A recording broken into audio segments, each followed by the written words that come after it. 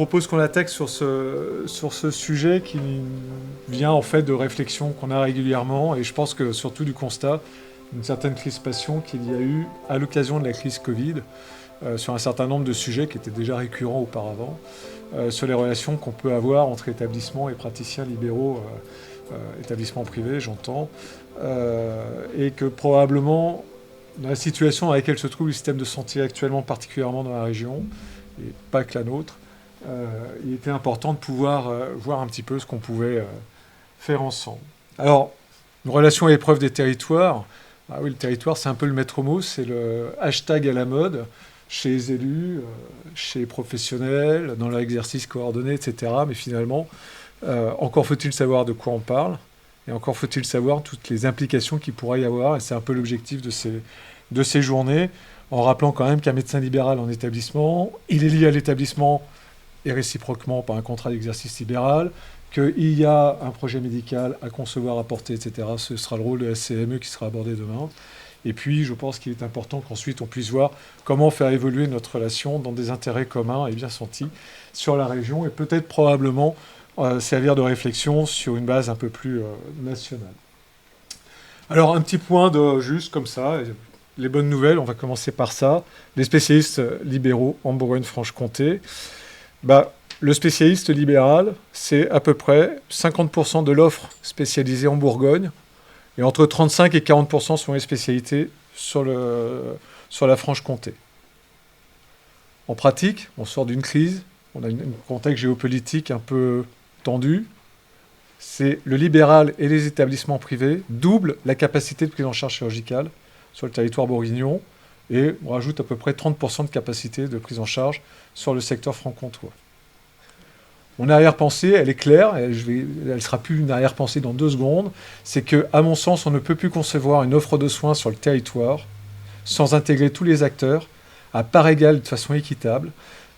Et moi, j'appelle en tout cas de mes voeux, au nom des libéraux, qu'on arrête cette espèce de cloisonnement systématique auquel on peut assister parfois.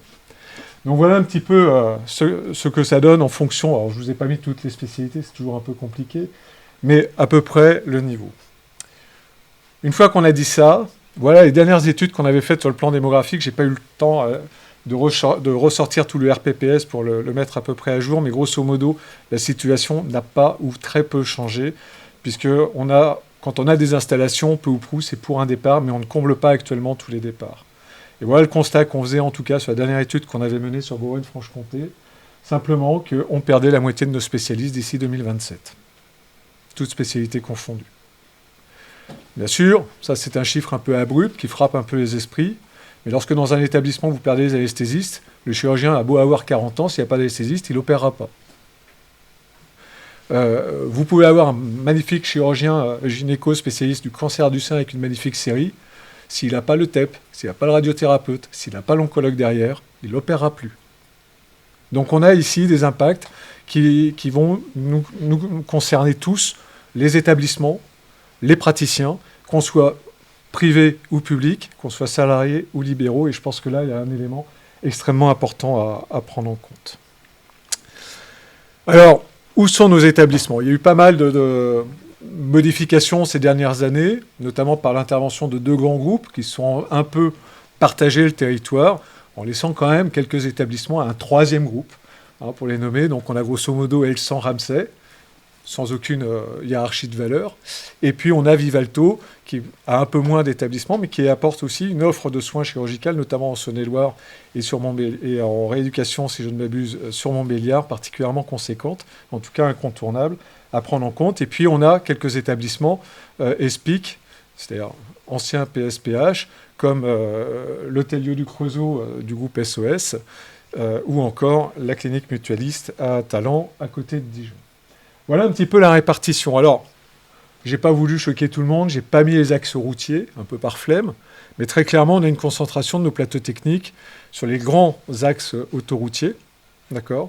Ce qui veut dire qu'on va se retrouver, par contre, sur un no man's land qui est en fait sur la diagonale, que je qualifie du fou, du grand vide, qui prend grosso modo toute la crête du Morvan, du sud au nord, c'est-à-dire qu'on part du Massif central, on remonte jusqu'aux Vosges, avec des fortes tensions dans l'offre de soins, mais qui plus est sur des territoires qui souvent se caractérisent par les populations les plus vulnérables en termes d'âge, en termes d'isolement social, en termes d'isolement géographique, en termes d'isolement social, au sens où c'est souvent dans ces territoires-là qu'on va avoir les plus forts taux d'attribution du RSA, de la C2S ou ex-CMU, etc. Donc là, on a un véritable enjeu à aborder. Cette concentration géographique est essentiellement le fait des porteurs des plateaux techniques, donc des groupes et des établissements. D'accord ? Là, j'ai mis essentiellement donc, les trois grands types pour la MCO. Mais j'attirerai quand même l'attention, c'est que dans le secteur privé, si on regarde bien nos établissements, l'activité médicale est de moins en moins présente. On va avoir d'énormes structures de type l'hôpital privé Dijon-Bourgogne qui vont avoir de la médecine, qui vont avoir de l'obstétrique.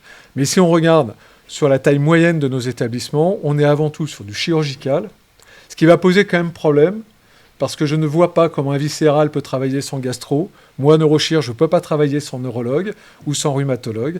Et ce sont particulièrement des spécialités qui sont en grande souffrance pour des tas de raisons conventionnelles, réglementaires, facilité d'installation ou pas, nécessité d'investissement sur un plateau technique. Je pense à l'électromyogramme ou voir les potentiels évoqués. Actuellement, pour vous donner une idée, j'exerce à Mâcon pour avoir des potentiels évoqués somesthésiques. Le délai est de minimum 6 mois. Donc voilà un petit peu où on en est sur le plan de l'offre de soins. On peut parler ensuite de spécialités plus transversales, et notamment en radiologie. Je ne peux pas travailler si je n'ai pas une IRM. L'exemple typique, je me tourne vers Mohamed, mais la semaine dernière, syndrome de la queue de cheval avec une présentation médulaire. Il m'a fallu 5 jours pour avoir une IRM pour médulaire sur une ville qui a 3 IRM, dont une 3 Tesla. Pourquoi ? Parce qu'il n'y a pas de ligne d'astreinte sur la manip radio pour l'IRM. Donc on voit ici qu'on est tous concernés. Quand je parle des 3 IRM, c'est un GIE, public-privé. Donc ça concerne tout le monde en termes de charges. Et pourquoi on n'a pas d'astreinte, pourquoi on n'a pas on a cette problématique-là ? Simplement parce qu'on est aussi en tension sur les manip radio, c'est-à-dire que les effets dominos, on peut les voir entre spécialités médicales. Il ne faut pas perdre de vue aussi l'impact des professions paramédicales qui nous sont indispensables. Je vous ai mis en bas à droite en cartouche l'organisation des établissements publics depuis la mise en place des groupements hospitaliers de territoire qui ont apporté en fait une certaine cohérence dans la gestion des fonctions support. Alors, ça va être la lingerie, ça va être éventuellement des cuisines communes, une stérilisation commune, des choses comme ça.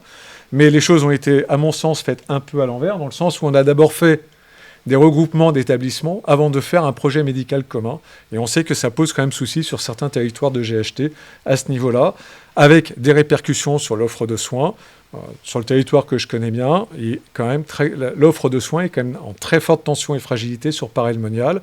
Depuis 4-5 ans, tous les étés, on a un problème pour maintenir les lignes de SMUR ouvertes, par exemple. Or, c'est un SMUR essentiel, c'est-à-dire qu'il va drainer le nord de la Loire, l'est de l'Allier, tout le grand ouest de la Saône-et-Loire. Et donc, on se retrouve là, directement sur la prise en charge des urgences fonctionnelles graves et vitales qui est mise en cause. Et on a un impact réglementaire, parce que, comme vous le savez, on n'a plus de médecin urgentiste, puisque soit on est spécialiste en médecine d'urgence, soit on est généraliste, mais on n'aura plus de généraliste ayant une capacité d'urgence pouvant aller renforcer un SAU pour libérer le SAU titulaire pour faire du SMUR. Alors, c'est bien beau, on a vu le problème du territoire, de l'organisation géographique, administrative, ce qui sortait un petit peu. Le problème, c'est que lorsqu'on est chirurgien, lorsqu'on est médecin en règle générale, on porte une certaine compétence. Et cette compétence, elle ne va pas s'exprimer en fonction de sa spécialité. Je m'explique. Quand vous parlez d'un chirurgien orthopédiste, ça ne veut plus rien dire aujourd'hui. Savoir combien il y a de chirurgiens orthopédistes par 100 000 habitants ne veut plus rien dire parce que votre chirurgien orthopédiste, il opère quoi ? Il fait de la prothèse de membrane, il fait de l'épaule, il fait du rachis. Mais quand il fera du rachis, il ne fera pas de l'épaule. Donc, en termes d'offre de soins, et notamment quand on va avoir affaire à des populations un peu âgées, il est clair qu'on peut avoir une pléthore de chirurgiens qui seront les chirurgiens de la main. Alors, c'est important, la main. Mais c'est bien d'avoir une prothèse, de pouvoir avoir une prothèse totale de hanche, c'est bien de pouvoir décomprimer au niveau lombaire, c'est bien de pouvoir traiter une myélopathie, etc. Et là, à notre sens, c'est sous cet angle-là qu'on aborde en tout cas ces notions de territoire. Alors là, c'est une étude qu'on avait faite, 2013-2017. Pourquoi ? Parce qu'après, il y a eu le Covid. Il faut Juste un petit point technique, les données de l'assurance maladie ne sont consolidées qu'en avril de N+1. D'accord ? Et nous, on ne voulait pas travailler sur des données de la période Covid. Donc à partir de février 2020, on ne fait plus de requête puisque l'activité n'a pas du tout été standard. Et donc ce serait des sources de biais statistiques, etc. Et puis on prend 5 ans simplement parce qu'il faut qu'il y ait un volume, comme on ramène à la commune de résidence du patient, il faut qu'on ait un volume d'actes suffisant pour couvrir le maximum de communes. Si vous avez des communes qui sont blanches, c'est simplement qu'aucun patient de cette commune-là n'a bénéficié à gauche de la cholécystectomie ou à droite d'une prothèse totale de genou sur la période étudiée. L'idée, c'était de dire, quand j'habite dans telle commune, a priori, dans quel établissement ou vers quelle équipe serais-je adressé ? Et ça, sans considération de public, privé, etc. Là, on l'avait fait pour le privé parce que c'est une étude qu'on avait commencé à faire, notamment dans le cadre du développement de la chirurgie ambulatoire, qui était quand même un gros objectif avec une forte pression avant le Covid. Ça s'est levé un petit peu en ce moment. Et on corrélait ça avec les enjeux de démographie chez les kinés, chez les infirmiers, la présence des cabinets de médecine générale, etc., pour sécuriser le retour, prévenir la réhospitalisation. Donc, on s'aperçoit quand même que par rapport à la projection des établissements, on a une certaine cohérence territoriale qui peut apparaître en fonction des différents actes. Et si on regarde, par exemple, moi je regardais sur le sud de Saône-et-Loire, entre Mâcon et Paray, alors à l'époque, il y avait encore un établissement privé sur Paray, qui a été fermé, si je ne m'abuse, en 2015, qui faisait de la chirurgie, donc surtout de l'ortho et de la viscérale. Donc c'est pour ça qu'on voit ce côté violet. Et puis ça prend en compte aussi l'activité libérale des praticiens hospitaliers, puisqu'on est là sur du PMSI.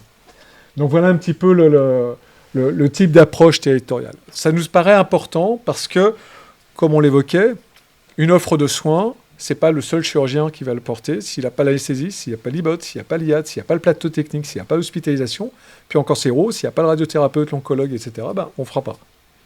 Mais si on ne fait pas de cancer du sein, on va se lever de bonne heure pour faire venir un chirurgien gynécologue sur le territoire. Parce que finalement, ce qui les attire, si ce n'est pas l'obstétrique, ça va être effectivement la pathologie cancéreuse, qu'elle soit mammaire ou qu'elle soit pelvienne.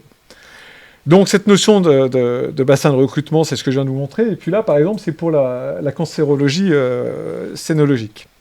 Donc ça donne une partie de voir un petit peu les choses. Et puis, on s'est amusé à regarder à l'époque, c'était en 2018, la démographie des gynécologues de Saône-et-Loire, qui faisaient du cancer du sein.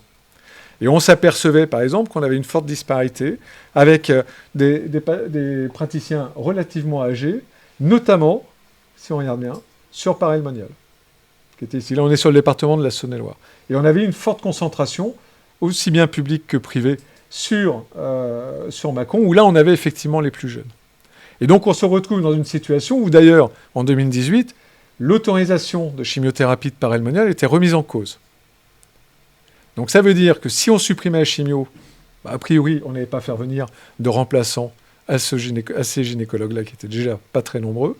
Et en plus de ça, on allait rabattre l'activité autant que possible sur Mâcon, voire sur d'autres établissements, parce que Mâcon est déjà saturé, tant au niveau public que privé, en termes de prise en charge à la fois oncologique et à la fois chirurgicale. Le deuxième aspect qui nous paraît important, c'est que quand on étudie les freins et les leviers à l'installation d'un médecin généraliste, on sait qu'il y a deux choses qui apparaissent comme des freins. C'est les angoisses de l'installation liées à la prise de responsabilité d'être gestionnaire d'une structure sur le plan civil, sur le plan social quand on est employeur, sur le plan conventionnel, etc. Et la deuxième chose, c'est l'accès aux spécialistes. Il y a 30 ans, le spécialiste s'installait là où était le généraliste. En 2022, le généraliste s'installe là où est le spécialiste. Et ça, c'est un changement de paradigme qu'on n'a peut-être pas suffisamment pris en compte.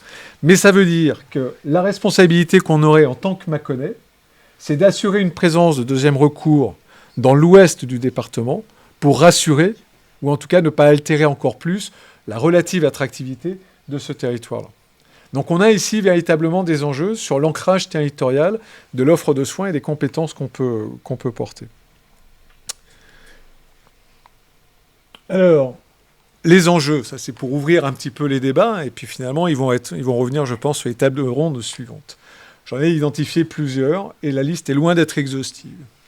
La démographie en crise, ça, on l'a évoqué. Se pose la question des incitations et de l'accompagnement à l'installation. plutôt que de l'aide à l'installation, qui repose sur le zonage d'après la convention actuelle. Sauf que le zonage, il n'y en a qu'un seul qui existe, c'est le zonage généraliste. Alors je ne suis pas certain que la notion de proximité ou de facilité d'accès en termes de délai, distance, doivent être considérées sur le même pied pour le pneumologue, le psychiatre, le pédiatre, le gynécologue médical, le neurochirurgien, l'orthopédiste ou le chirurgien cardiaque.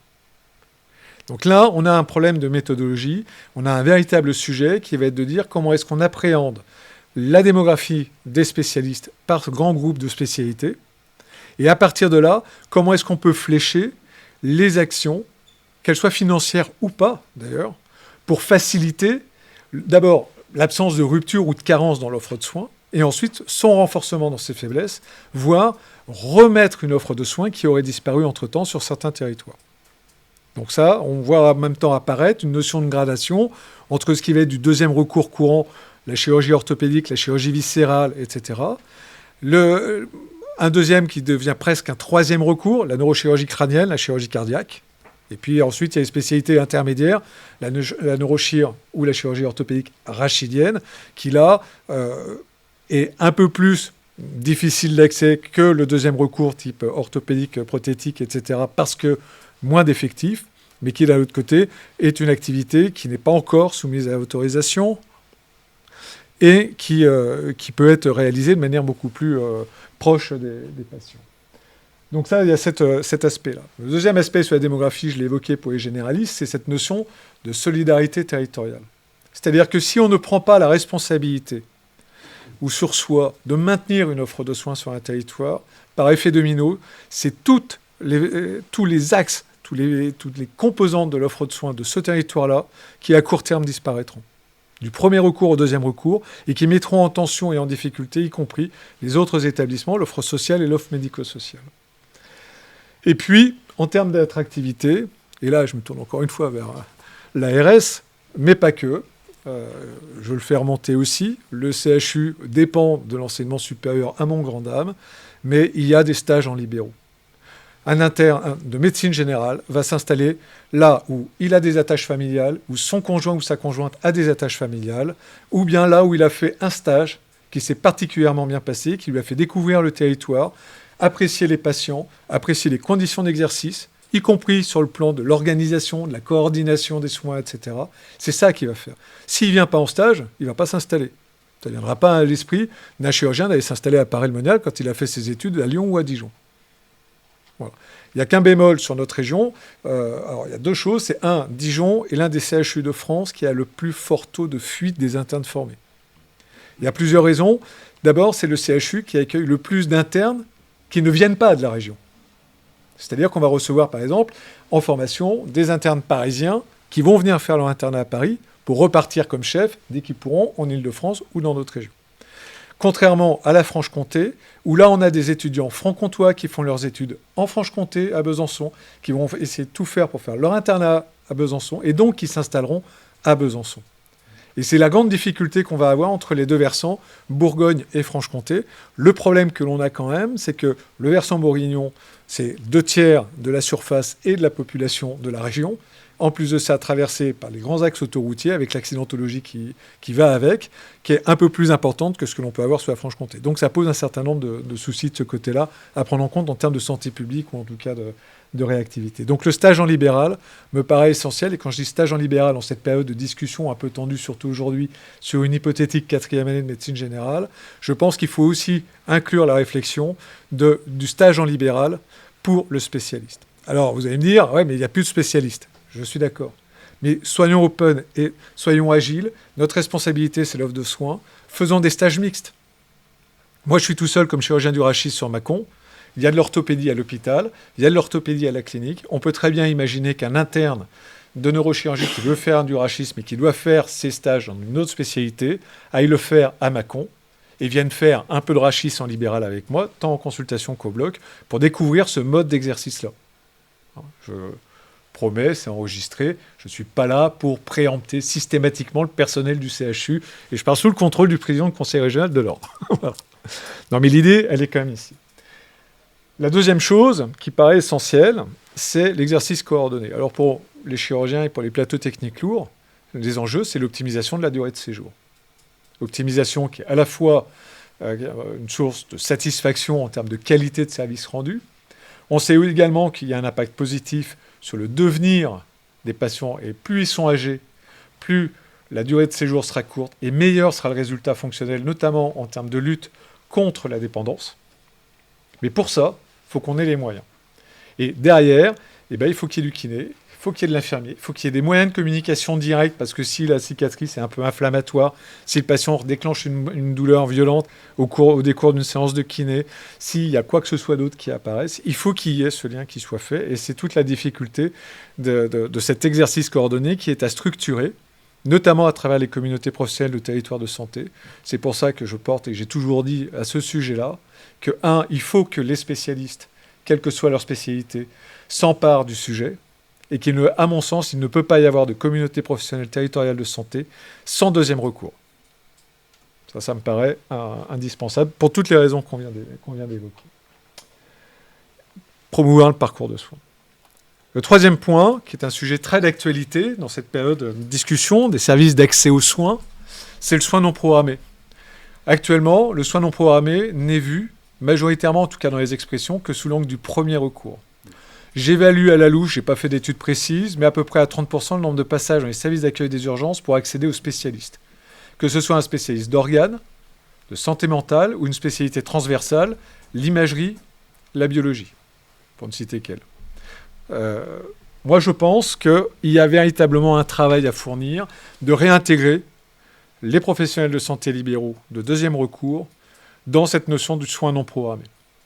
Ça me paraît absolument indispensable. Je vous rappelle, en Bourgogne, c'est 50% de l'offre de soins de deuxième recours, le libéral.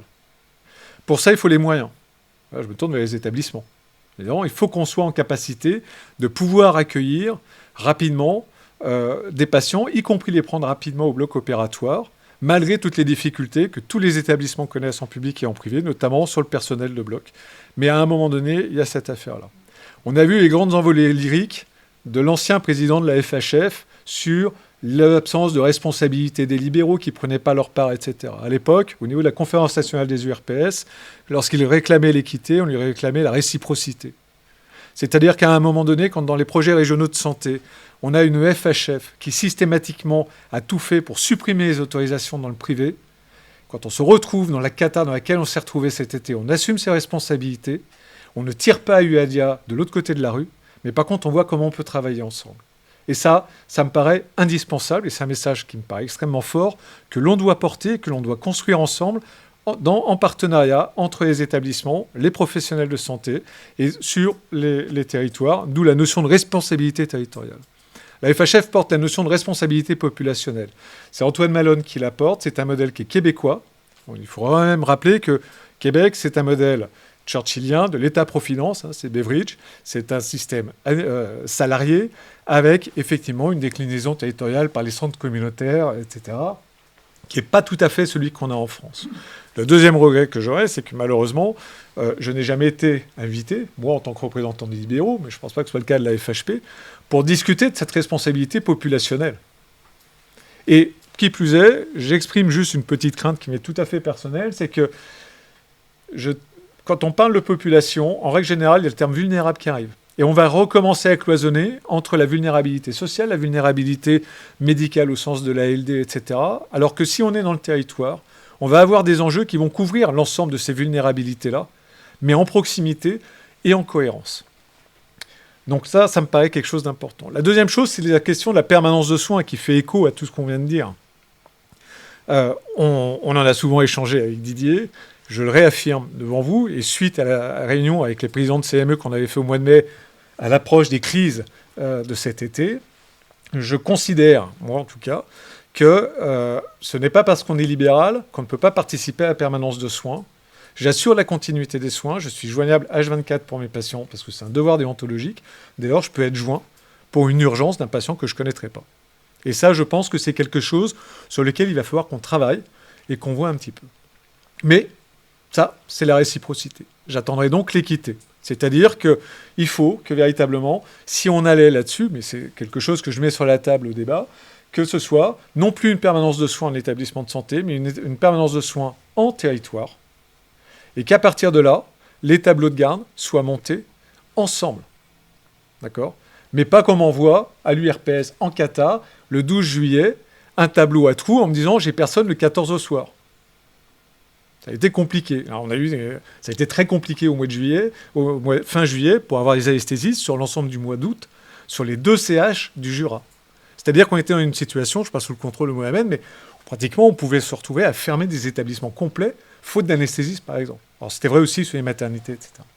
Donc là, je pense qu'on doit s'emparer de cette réflexion-là, tous ensemble, y compris avec les établissements, parce que ça va impacter aussi un certain nombre de choses dans les établissements, sur le plan RH, sur le plan des moyens, etc.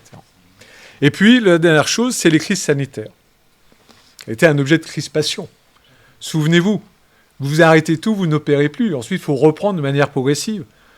Les envolées, ah là là, mais lui, il va opérer plus que moi, il va démarrer plus vite, etc. Non, il y a avant tout des patients à prendre en charge. Et à ce moment-là, il faut réfléchir à une véritable gestion des crises sanitaires dans les territoires avec l'ensemble des acteurs. Et ça, c'est un projet dont on vous parlera à un autre moment, pas pendant ce séminaire, mais que porte l'URPS justement pour pouvoir réintégrer tout le monde. Pourquoi ? Parce que lorsqu'on avait fait le RETEX, on avait à chaque fois des scores de plus de 90% pour nous dire qu'on n'a pas été intégré. Alors, c'était 600 réponses au mois d'août 2020 sur 4000 médecins libéraux. On n'a pas été intégré, généraliste comme spécialiste. On aurait bien aimé être intégré, généraliste comme spécialiste. On était mal informé parce que trop d'informations tue l'information. On aimerait bien être formé, on aimerait bien être intégré, et on aimerait bien pouvoir apporter notre compétence, ce qui ouvre directement la réflexion sur le capacitaire territorial en cas de crise. Et donc on revient sur la même logique que pour la permanence de soins et les soins non programmés. Le projet régional de santé, ça découle un peu de tout ça, avec des grands axes. Alors là, je reprends une casquette ARSienne. La pertinence et l'efficience des soins. Donc la pertinence, la bonne indication, la bonne durée de séjour, les bonnes conditions de prise en charge pour le bon patient avec le bon acte. Et puis l'efficience, c'est les délais, la fluidité du parcours, assurer derrière les suites, etc. Et puis un sujet majeur, qui, je pense, beaucoup en tout cas de praticiens libéraux n'ont pas forcément perçu, c'est la réforme des autorisations. Tous les quotas d'activité cancérologique ont augmenté. Le sein est passé, si je ne m'abuse, à 120 cancers du sein par an et par établissement, parce que les autorisations sont attribuées aux établissements, dont 10 seins complexes par an. Là, ça devient plus compliqué. Ça veut dire qu'il faut être à la fois dans le recrutement, d'être identifié comme porteur de cette compétence-là, d'avoir autour toute l'ingénierie médicale et paramédicale et technique qui permettent ces prises en charge-là, qui peut se faire tout à fait de manière coordonnée avec une gradation. On est en première ligne sur Mâcon, mais derrière, on va avoir par exemple le centre de référence, le CGFL, pour tout ce qui va être la chimio, etc. Mais ça peut se faire avec des outils que l'on a, qui sont développés sur la région, qui est le dossier cancéro-communicant. Donc à un moment donné, c'est défendre ces autorisations, ces activités au plus proche du patient dans son intérêt sur le territoire, quitte à travailler ensemble. Et à mon avis, ça me paraît absolument indispensable, parce qu'on ne va pas envisager, quand c'est l'argument que j'avais utilisé à propos de Paray, prendre un patient de 75-80 ans avec un cancer à petites cellules, lui faire Paray le Monial ou Digoin, ou l'Allier Dijon pour sa chimio aller-retour, c'est pas forcément faire de la qualité des soins. Voilà. Par contre, rien n'empêche d'avoir 1 à 2 consultations au centre expert pour réadapter la stratégie de façon annuelle ou bisannuelle en fonction de l'évolution du génotype, etc. D'avoir accès aussi au diagnostic génétique. Donc ça me paraît extrêmement important. L'autre aspect dans la réforme des autorisations, c'est que, moi j'ai alerté les radiothérapeutes, mais il faut savoir que, par exemple, en radiothérapie, la réforme fait que lorsqu'un centre de radiothérapie libérale est adossé à un établissement, l'autorisation échoue à l'établissement. Donc il faut passer en établissement de santé. Pour les radiologues, on ne demandera plus d'autorisation de machine, mais on est dans l'autorisation d'activité de soins qui a un certain cahier des charges, d'avoir au moins 3 machines de coupe, de diagnostic en coupe, dont une IRM, un scanner. Et il faut à côté de ça avoir l'écho et la radio standard. Ça, c'est des éléments qui paraissent importants, d'autant plus qu'il y a une ambiguïté juridique qui n'est pas si ambiguë que ça, c'est que l'activité de soins ne peut être actuellement portée que par un établissement. Ce qui veut dire qu'un cabinet de radiologie doit devenir établissement de santé, avec ce que ça implique en termes de RH, de gestion, d'accréditation, etc. Donc là, il y a des éléments extrêmement importants. Ensuite, au-delà de tout ça, il me paraît essentiel que le prochain projet régional de santé dont on va attaquer les travaux puisse s'inspirer de toutes ces réflexions-là, qu'on n'assiste plus à des guéguerres de parts de marché, j'allais dire, mais que véritablement on puisse travailler sur la territorialisation de l'accès aux soins dans toutes les spécialités et dans le souci des parcours. Alors, je me suis beaucoup tourné vers Mohamed, avec qui j'ai de bonnes relations par ailleurs sur l'ensemble des sujets. On n'est pas toujours d'accord, mais on échange, on travaille, on essaye de trouver quand même des solutions, et on y arrive. Il y a d'autres acteurs qui viennent perturber. Les acteurs conventionnels, ça tombe bien, on va commencer une nouvelle convention, ça tombe bien, il y a certains représentants de spécialistes, de syndicats nationaux représentatifs qui sont là. L'impact conventionnel, le premier exemple que je vais donner, l'Optam. D'accord ? Quand vous êtes à Auxerre ou à Mâcon, vous signez un Optam sur une base tarifaire Bourgogne-Franche-Comté. Mais celui qui est à 50 km, il va signer sur la base Île-de-France ou Aura. D'accord ? Donc, lorsque je prends un complément d'honoraires de 125% sur une arthrodèse, je suis hors quota en Bourgogne-Franche-Comté. Mais lorsqu'on prend 150% ou 200% en Aura, on est dans les clous pour signer l'Optam. Et là-dessus, j'ai vu des complémentaires venir m'expliquer, enfin des patients dont les complémentaires leur avaient dit « Vous feriez mieux de vous faire opérer à Lyon parce que le docteur de Lyon, il a signé le bon contrat et vous serez mieux pris en charge. » Voilà, on en est là. Donc ça, effet délétère d'intervenants extérieurs sur lesquels, à mon avis, j'ai déjà alerté un certain nombre de syndicats là-dessus, mais il va falloir, moi à la limite, je plaiderai, pareil, je le mets au débat. On est d'accord, on n'est pas d'accord, on est là pour ça. Mais qu'à mon sens, au regard de la situation actuelle, il faudrait presque aller jusqu'à une réforme de l'Optam en disant c'est une base nationale, mais ne peut signer l'Optam, qui est une revalorisation des prises en charge, que celui qui s'engage sur la permanence de soins. Là, on est dans la cohérence. Là, on a un message clair vis-à-vis de la population, vis-à-vis du financeur complémentaire, mais aussi sur l'organisationnel local, et c'est une réponse à la FHF et à nos correspondants. Mais ça, c'est les éléments qui doivent être discutés territoire par territoire en fonction des réalités.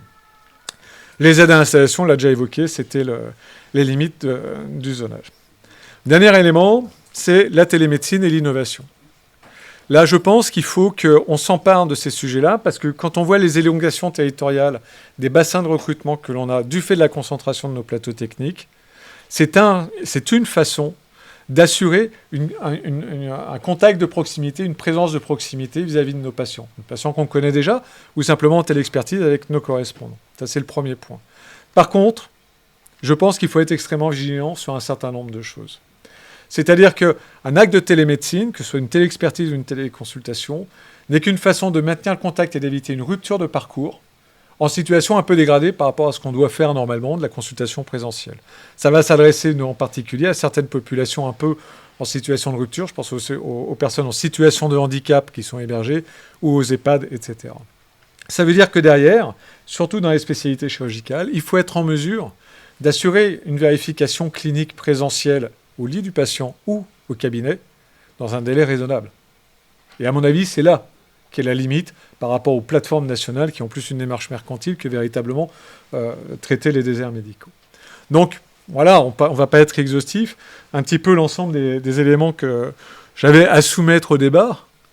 Et puis, une question pour lancer le débat, justement, c'est que dans tout ça, je vous ai parlé pertinence et efficience des soins, sauf que ces efforts-là, c'est-à-dire quel est le bon critère d'indication de la cholécystectomie, par exemple, ou du canal carpien, lorsque l'effort sera fait et porté par le praticien, actuellement par le contrat d'amélioration de la qualité et de l'efficience des soins, c'est l'établissement qui est valorisé ou pénalisé. Et donc moi, à l'époque, j'avais envoyé un mail aux différentes CME pour les alerter là-dessus en disant qu'à mon sens, on ne pouvait pas accepter ce genre de choses-là parce qu'on transférait à l'établissement une responsabilité qui était en tout cas dans le cadre d'une relation libérale établissement du seul praticien qui est le prescripteur de l'indication. Ça me paraît absolument essentiel. C'est d'ailleurs un travers qu'on a revu pendant la gestion de la crise, où on avait une ARS qui avait l'habitude de traiter avec les établissements. Il a fallu de temps en temps que je me manifeste en disant il y a certains trucs, c'est quand même les docteurs qui gèrent le truc et pas la direction de l'établissement. Voilà. Donc, Mohamed, je te remercie par avance de toutes tes réponses. Oula, quel vaste sujet. Déjà, merci pour l'invitation, merci Eric. Je pense que tu as à peu près dit 100% des sujets dont on devra parler et se saisir. Et très honnêtement, moi, je suis très heureux et pour ceux qui me connaissent, c'est toujours le discours de vérité qui me plaît et qui m'anime. Je pense qu'il va falloir qu'on prenne nos responsabilités. Tous les médecins qui me connaissent, qui m'ont déjà vu dans diverses réunions, et je pense que j'en ai animé quelques-unes. Quand Pierre est venu me chercher, c'était bien pour avoir du lien avec les professionnels que vous êtes. Je suis très content qu'on parle des spécialistes parce que finalement, on parle beaucoup de la médecine générale et de ses ruptures. Il y a encore quelques temps, je me regardais justement les chiffres. J'étais en train de me faire peur tout seul. Et puis je suis allé regarder quelques spécialités qui nous animent. Tu as parlé d'anesthésie, parce qu'il faut rappeler que depuis que je suis arrivé, pas tout à fait 2 ans, j'ai dû me mettre au chevet de 3 établissements support de GHT. Le premier, c'était l'anesthésie qui s'arrêtait. Donc l'hôpital s'arrête quand il n'y a plus d'anesthésie, vous le savez tous. Plus de maternité, plus de chirurgie d'urgence, plus de chirurgie programmée. Et je dis à Pierre, il faut vraiment que... c'est pas notre rôle normalement. Il va falloir quand même qu'on fasse quelque chose. Enfin, il me dit, laisse quand même les établissements gérer ce truc-là. Et puis la deuxième fois, il me dit, non, vas-y. Derrière, il y en a eu 2 autres. Là, je suis content. 1 an de travail avec des copains de la clinique d'à côté. Et on passe de 20% de bloc à 40%. Mais franchement, je suis l'homme le plus heureux du monde. Mais pratiquement 1 an pour y arriver. Et 1/4 ou 1/3, je ne sais plus exactement, des gardes sont tenus par des collègues des établissements privés. Alors moi, je vais vous dire ce qui me choque. Parce que vous ne le savez peut-être pas, certains le savent. J'ai eu une activité libérale assez longue, j'ai eu une activité salariée, j'ai été fonctionnaire public territorial. Depuis 7 ans, je suis à l'ARS, parce que, dans une autre ARS auparavant, on m'avait attrapé parce que je râlais beaucoup. Je n'étais pas content. On me dit, tu vas passer de l'autre côté, puis tu vas voir ce que tu peux faire. La notion de secteur, moi, me perturbe. Le système, il est un ensemble. Il n'y a pas de raison de parler du privé, du public, du privé à but non lucratif, du médico-social, de l'ambulatoire. Tout ça, c'est un système unique. Toutes les interactions dont a parlé Eric, moi je les perçois, je les vois comme vous les voyez. C'est des fois compliqué à faire passer ce message. Quand un morceau du système se grippe à un endroit, il y a toutes les conséquences derrière. On parlait d'anesthésie, c'est la chirurgie, c'est un certain nombre de choses. C'est les urgences qui s'arrêtent aussi parce qu'il n'y a pas l'anesthésie, pas de bloc à côté. On a parlé de la radiologie. C'est quand même un sujet très très compliqué. Il y a plein d'établissements, de très gros établissements de la région. Un dernièrement qui m'a alerté, il n'a plus de radiologue. Donc c'est bien, mais les radiologues sont organisés autrement. Bon, c'est bien, ça marche bien, la téléexpertise, tant mieux. Mais moi, je me souviens que quand j'étais de garde aux urgences, j'étais content d'aller discuter avec le radiologue de l'image que je venais avoir ou du scan. Est-ce qu'on a bien fait le truc? Est-ce qu'il ne manque pas quelque chose? Tout le système, il est en train de changer. Et il faut qu'on s'y intéresse. Mais je pense que c'est aux acteurs, et alors là, c'est les médecins, mais je pense qu'il ne faut pas oublier les autres acteurs, les paramèdes, tous ceux qui tournent autour, les administratifs, pour se reposer la question de comment on va fonctionner. Parce qu'à l'horizon des 10 ans, franchement, allez regarder les chiffres. Notre région est déjà très marquée par le sujet démographique, mais c'est juste horrible. Je ne sais pas comment on va faire pour soigner les patients. Je le dis en exemple. Dans la Nièvre, il n'y a plus de dermatos. Il n'y en a plus. Plus de docteurs dermatologues. Voilà. Donc si on ne prend pas le sujet ensemble, je ne sais pas comment on fait. Le renoncement aux soins. Un confrère dermato du département, de ton département, qui m'envoie les photos en me disant « Ça fait 20 ans que je ne vois plus de patients avec ces pathologies-là aussi avancées. » Moi, je suis horrifié. Alors, je dis, je veux réserver une enveloppe, on va augmenter la téléexpertise. Mais il faut des docteurs. Si vous mettez une personne derrière l'image, on fait comment? Bon, on essaie de frapper aux portes. Le CHU de Dijon, qui, franchement, répond très, très, très souvent. Mais il y a aussi des limites, ils ne sont pas non plus super nombreux. Donc, ils ne peuvent pas compenser les 50 ou 60% de perte de dermato ces 10 dernières années. C'est un truc assez immonde, ce qui se passe. Donc voilà, j'essaye de promouvoir un travail collaboratif ensemble, de responsabilité, de discours de vérité. Quand certains élus m'interrogent, moi je leur dis, écoutez, je vais vous dire franchement ce que j'en pense, mais il faut qu'on prenne les décisions ensemble. C'est vraiment, j'insiste, le ensemble. C'est les professionnels de santé, les collectivités, les pouvoirs publics que je représente aujourd'hui. Ceux qui le savent, Pierre était comme ça et je le suis comme ça. Je ne suis pas le dernier à prendre les sujets qui arrivent. Je peux vous dire que les courriers Santal, on m'annonce toutes les catastrophes, donc j'y réponds. Mais je ne peux pas le faire seul. C'est pour ça que je suis ici. Franchement, et je remercie Eric. Depuis, on travaille ensemble depuis maintenant 2 ans et Il n'a jamais failli. Hein. Quand je lui ai dit, j'ai un gros problème là, il va falloir que tu me réunisses les présidents de CME, et je remercie Jean-Loup Massard, où est-ce qu'il est, le président de la conférence, qui a répondu immédiatement présent. Il est d'ailleurs présent à l'IRAPS, on a parlé de pertinence, je tiens à le remercier et à le saluer. Hier soir, on était encore ensemble. C'est votre sujet, la pertinence. On a parlé du PRS, je compte énormément sur vous. On parlait de la réforme des autorisations, mais de tous les sujets, si on ne construit pas notre système de Bourgogne-Franche-Comté ensemble, excusez-moi, n'attendez pas que ça vienne d'ailleurs. Franchement. Les groupes vont être lancés, répondez-y. Ou sinon, on décide à votre place. Et Didier qui est là, les médecins du public ne sont pas contre les médecins du privé, hein, contrairement à ce qu'on croit. Au contraire, je peux vous dire qu'à Vesoul, ils vous adorent. N'est-ce pas, Eric ? Et alors, moi, je dis un truc qui m'a un peu surpris. On va le citer, Clément me dit « Ouais, bon, je donne ma part, je l'aide, c'est un médecin du territoire, je vais aider, mais après, l'hôpital doit vivre de ses ailes. » Mais je dis « C'est dommage de ne pas aller plus loin. Est-ce qu'on ne peut pas construire un système qui englobe l'ensemble de ces médecins, l'ensemble de ces professionnels, et qui ait plus cette dichotomie privé-public ? Parce que si on n'y va pas, de toute façon, ça ne marchera pas l'un sans l'autre. Donc il va se retirer, puis à la moindre faille, ça va recommencer. Est-ce qu'on n'est pas plus fort ensemble ? En tout cas, c'est ce que je pense. Voilà. Sur des sujets comme ça, je prends à la volée l'exercice coordonné. Pour moi, c'est le système de demain, mais on le sait, on le partage. C'est pour ça qu'on est aussi présent sur les CPTS, mais pas que. C'est comme ça qu'on arrive à se travailler tous en pluriprofessionnel, à travailler ensemble, à se parler, à se comprendre. C'est surtout ça. Moi, les étudiants me disent, Didier, tu étais avec moi, c'est toi qui as organisé cette réunion. Des fois, ils ne savent pas ce que c'est que les CPTS pendant leurs études, on ne leur en parle pas. Donc, ils sont contents d'arriver en stage. Tu parlais des stages libéraux. Mais moi, il n'y a pas longtemps, il y a un confrère d'une clinique privée, je ne vais pas citer sa spécialité, il me dit est-ce que tu peux faire quelque chose pour que je sois agréé, lieu de stage, pour la spécialité hein. J'écoute, c'est pas moi, mais je vais écrire au doyen. Le doyen il m'a dit oui, hein.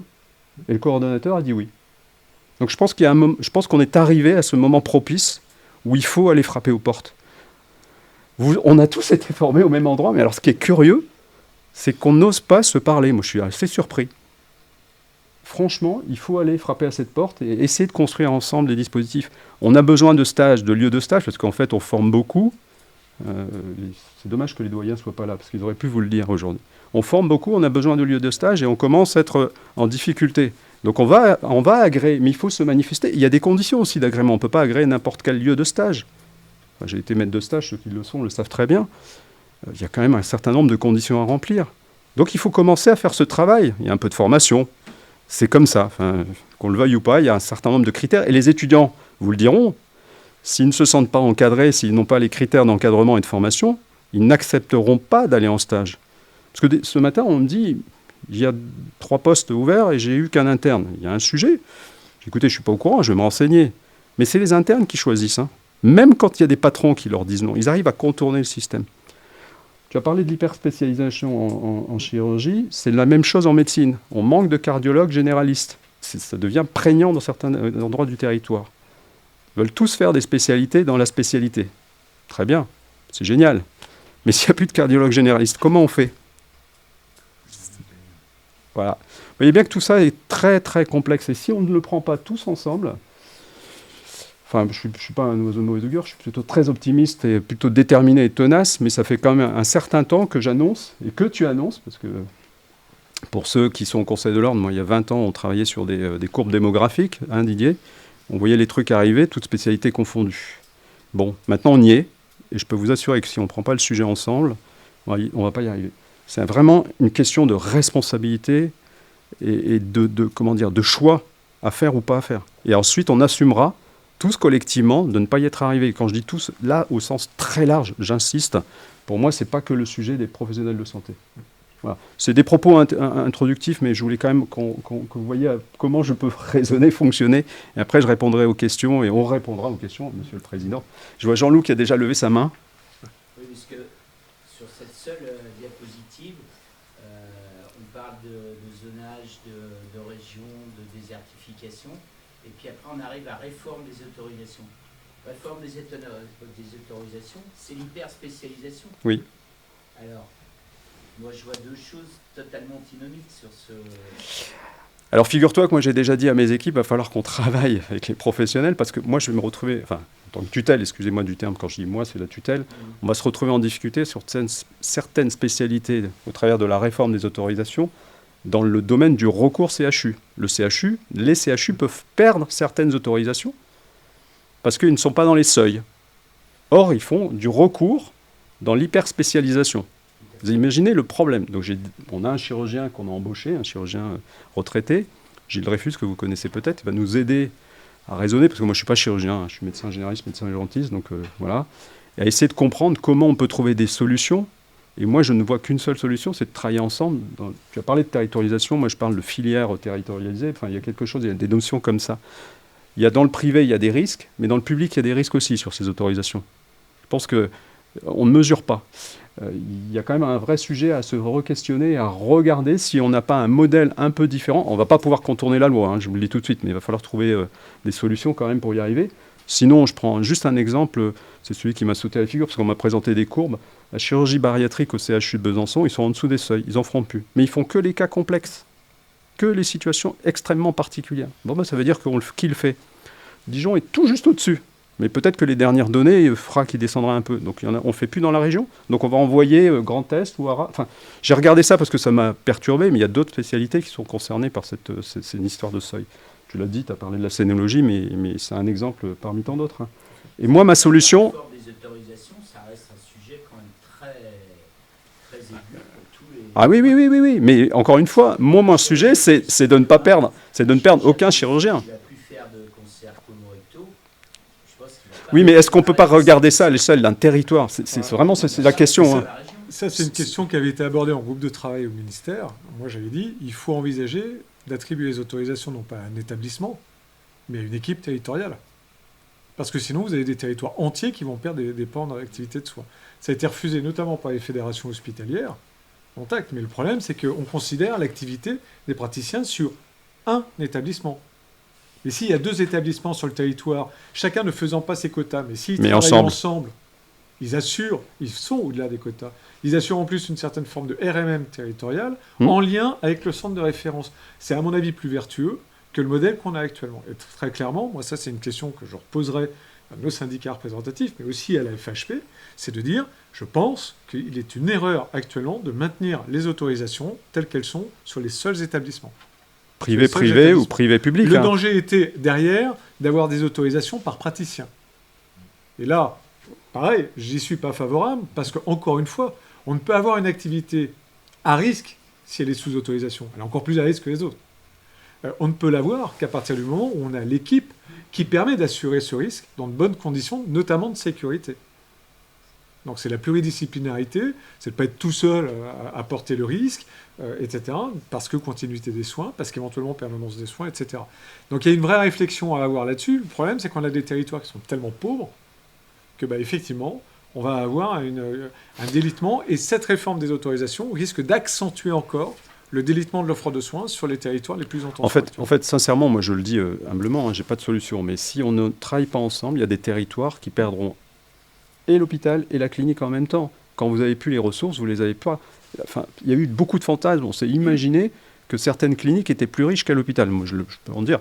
Mais quand je regarde, c'est la même chose. Vous avez vu les chiffres, ils sont identiques. La moyenne d'âge, elle n'est pas bonne des deux côtés. Donc on attend quoi ? Est-ce qu'on perd l'ensemble de l'offre ou on se dit, on réfléchit et on travaille ensemble ? Voilà, moi c'est une proposition ouverte. Je l'ai dit dans le cadre du PRS. Oui, mais il y a quelques territoires. On est bien d'accord. Mais il faut généraliser les... Il faut 30 cancers du rectum par praticien. C'est bon. C'est terminé pour le département. Alors qu'il y a des spécialistes qui savent réellement les opérer. Je pense que... moi, je cite toujours l'exemple. Je t'ai choqué la dernière fois. Je l'avais cité à la réunion des présidents de CME. Je suis venu au CHIR. Je m'installe en libéral, je suis tout seul. J'ai plus le droit de toucher un crâne. Donc le carton du gamin de 15 ans en VTT le week-end, s'il fait le sous-dural aigu, il n'est pas transportable. Il va arriver à d'autres tensions en midriase, malgré les amines, etc. On ne va pas le mettre dans un hélico pour aller à Dijon ou à Lyon. Je n'ai pas le droit d'y toucher, réglementairement. C'est l'orthopédiste de garde qui ne sait même pas qu'il y a un trépan sur l'hôpital qui doit faire le trou de trépan. On en est à ce niveau-là. Donc les effets délétères extérieurs sur l'offre de soins, on en a à la limite sous tous les angles. Et je pense que le PRS doit être l'occasion, notamment dans sa phase diagnostique, de faire remonter ces entraves-là et de dire, à un moment donné, on décide d'avoir un certain nombre de mesures, éventuellement dérogatoires, éventuellement à faire valider effectivement par le ministère, etc., pour permettre une offre de soins qui soit fluide. Moi, c'est pas compliqué, hein, je ne demande pas à faire du neurinome, de l'acoustique à Mâcon. Par contre, je pense que ce serait dommage que j'apprenne qu'un gamin de 15 ans se retrouve hémiplégique dans le meilleur des cas, décédé dans le pire des cas, parce qu'un extradural, un sous-dural aigu n'aura pas été évacué, c'est un trou de trépan. Hein. C'est un trou de trépan. Sauf que quand vous faites le trou de trépan, il n'y a pas de sang, puisque c'est sous-dural. Et ça, un orthopédiste, en général, il est un peu... déjà, faire un trou de trépan, il n'aime pas bien, surtout la chignole. Puis en plus de ça, s'il ne tombe pas sur ce à quoi il s'attend, ça pose problème. Je trouve que c'est un petit peu dommage. Mais on est bloqué par ce genre de choses-là. Et je pense qu'un travail collectif dans cette affaire-là, sur ce genre de sujet-là, permettrait de gérer, par exemple, l'urgence neurochirurgicale, neurotraumatologique crânienne, en lien avec le CHU de référence, de façon à pouvoir faciliter et surtout optimiser les chances de survie sur un trauma. Ça renvoie à la question, enfin, l'item que tu as mis, permanence des soins. Je pense qu'il faut vraiment ça, moi, il l'a dit, j'ai été choqué. Je me suis dit, mais c'est pas possible. Il y a un neurochirurgien formé qui sait faire, il ne le ferait pas. Alors, je rappelle que les vieux urgentistes, on avait tous appris la théorie. Hein. On s'était dit, si on devait le faire, il fallait le faire. Hein. Je regarde mon cher ami Didier. Mais j'ai toujours souhaité ne jamais avoir à le faire. Je ne suis pas neurochirurgien. Donc, me dire qu'il y a un neurochirurgien, je traverse la rue, mais il ne peut pas le faire, enfin, moi, en tant qu'urgentiste, ça me choque. Vous voyez. Donc, je pense qu'on a un gros travail à faire ensemble, mais ça veut dire que quelque part, et je remercie, je vois un collègue qui a participé cet été à l'effort, ça veut dire que tout le monde prend le sujet et y va, quoi.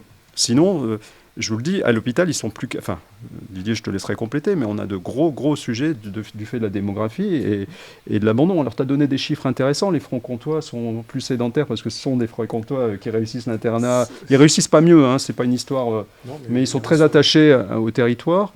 Et globalement, alors, ces chiffres datent un peu, mais on avait à peu près 40%, un peu plus de 40% de fidélisation des internes en Bourgogne et un peu plus de 60. Là, ça se rapproche un peu maintenant, les chiffres sont plus proches. Alors, en fait, ils veulent pas s'éloigner de la Suisse, et francs-comtois. Et puis là, on est aspiré par le pays voisin. Mais vraiment, hein, y a une députée qui travaille ardemment sur le sujet que j'ai rencontré, et merci à elle, parce que c'est une catastrophe. Hein. On perd des chefs de pôle, des PUPH, des infirmiers. On perd des généralistes. Ça devient assez compliqué de ce côté-là. Et oui, mais bien sûr. Mais non, mais c'est une question d'argent. Pour le coup, c'est qu'une question d'argent. Voilà. Non, mais dans la situation de la démographie, ça devient insupportable. Si, non, la députée Genevard, elle fait un travail énorme. Elle a encore écrit au ministère, j'ai le courrier. Alors, personne n'en parle. Nous, on en parle. Moi, C'est pas nous qui Non, mais il faut... Enfin, c'est pas parce qu'on peut rien... on peut pas l'influencer que j'en parlerai pas. Voilà. Bah, je peux vous garantir que c'est fait. Parce qu'elle a encore écrit au nouveau ministre, j'ai la copie du courrier, en disant c'est plus possible. Il faut faire quelque chose. C'est vrai. Maintenant, si à chaque fois, je vais vous dire, si à chaque fois on me dit ça fait 30 ans que ça dure, ça fait 20 ans, je prends ma retraite tout de suite, mais je suis trop jeune. Donc moi, je ne vais pas céder. Je suis déterminé. Comptez sur moi. Non, mais je ne lâcherai pas. On a des échanges vigoureux et je vous en remercie, mais je ne lâcherai pas. Je suis convaincu. Merci alors, vraiment. Je suis convaincu qu'il faut qu'on se batte ensemble. Moi, je n'ai pas d'état d'âme privé-public, je m'en fous complètement, ça ne m'intéresse pas. Pierre, ça ne l'intéresse pas, mais on va y aller ensemble. Et je vous dis que là, de toute façon, j'ai demandé à tous mes collègues d'avoir des groupes équilibrés. Je veux des établissements, encore hier soir, des médecins du public, des médecins du privé, des libéraux, de cliniques, ambulatoires. Enfin, dans tous les groupes, moi j'insiste, et tu le sais, à chaque fois je te demande de me donner des noms. C'est la voix, elle doit être...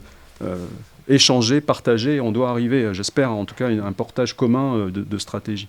Ce sont des vrais sujets, il y en a peut-être d'autres, et on peut en discuter, mais je ne vois pas comment, moi, à la tutelle seule, je passerai le cap. Si je n'ai pas l'ensemble du système, et encore une fois, je vous parle de système, je n'aime pas parler des secteurs, si on ne s'embarque pas ensemble, c'est une chaîne où on est tous liés, tous en interaction. Bien sûr qu'il y a des personnalités, des personnes, je ne vais pas vous dire le contraire, qui sont encore avec des discours qui sont... ceux qu'on connaît, mais petit à petit, moi, je vois des professeurs qui ont complètement compris et qui cèdent. Et franchement, on a des gens très, très bien autour de nous. Moi, je vais en citer professeur Simon, par exemple, en gynéco-ops, Belaïd Bohémad en anesthésie. Enfin, c'est des gens, quand je leur dis, là, il faut vraiment, tu m'aides sur cet hôpital, ok, tu veux quoi ? Voilà. Il y en a d'autres, c'est plus compliqué, mais sur ce plus compliqué, on arrive à progresser. Mais tu le sais, on arrive à... Voilà. Et cet été, en effet, tu as raison, on t'a appelé en mode pompier. C'est dommage, j'espère qu'on fera mieux, mais en tout cas, vous avez été présent en Saône-et-Loire, vous avez été présent en Haute-Saône, dans Lyon, merci. Enfin, beaucoup de départements ont fait ce qu'ils ont pu, et vraiment merci. Par contre, il va falloir qu'on ne s'endorme pas. C'est pas le bon mot, excusez-moi. Mais il va falloir qu'on continue parce que l'hiver arrive, et moi je suis aussi très inquiet pour l'hiver. Voilà. De toute façon, la situation, elle est partie, et elle ne va pas se corriger tout de suite. Il faut qu'on transforme l'essai, qu'on le transforme durablement. Et la pérennité, elle ne passe que par la responsabilité, les choses qui prennent le temps de la construction. Le PRS en sera l'occasion, je pense. Oui. J'insiste sur cet outil. C'est un peu la Bible pour les 5 prochaines années. Donc si on veut bouger quelques lignes, c'est maintenant, quoi. Ce qui est important de comprendre pour chacun d'entre vous, c'est que j'avais fait l'effort pour le dernier PRS, mais on vous sollicitera régulièrement pour ce qui vous concerne sur un certain nombre de sujets, de volets ou de corrections qu'on souhaiterait porter. Parce que moi, j'ai une vision qui est forcément teintée du territoire où j'exerce. Exactement. Je ne peux pas avoir une perception aussi affûtée de ce qui va se passer à Belfort ou à Nevers ou à Sens. Donc, il est important que vous nous répondiez. Et s'il n'y a pas de réponse, je considère que je continue dans la lancée de ce qui vous a été proposé. Mais impliquez-vous dans ces affaires-là. Et je pense qu'il y a un rôle essentiel des CME pour travailler le projet médical avec l'établissement pour justement faire face à ces enjeux territoriaux-là. Ça, faut être très clair. Rappelez-vous, au mois de mai, moi, le nombre de coups de fil que j'ai pu recevoir en me disant « Ouais, on va être obligé de fermer parce qu'on va être réquisitionné pour aller renforcer l'hôpital, c'est inadmissible », c'était juste hallucinant. Et si on veut faire face à ce genre d'affaires-là, encore faut-il être force de proposition pour une vraie offre de soins territoriale et qui soit mutualisée, qui soit réciproque, qui soit équitable entre les différents acteurs, publics, privés, salariés, libéraux. Et ça, il faut qu'on et je vous le confirme, hein, si le territoire est organisé, le préfet réquisitionnera personne. Pas de raison. Ça, je l'ai déjà dit à des collègues PCME, et vraiment, hein, j'insiste, hein, s'il n'y a pas de sujet, tout est pris en compte, tout est organisé. Il y a des sujets derrière. Hein. Ils vont venir sur les prochaines tables rondes. Voilà, on est sur une difficulté. On fasse la pause, mais on peut continuer autour d'une boisson. On reprend dans, parce qu'il est déjà un quart d'heure.